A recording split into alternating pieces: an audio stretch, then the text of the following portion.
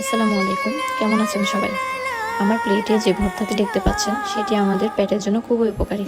এক এক অঞ্চলে এই পাতা এক এক নামে পরিচিত, যেমন গন্ধবাদালি, গন্ধক, ভাদুলে, ভাদাল, ভাদালি লতা, গন্দালি ইত্যাদি ইত্যাদি।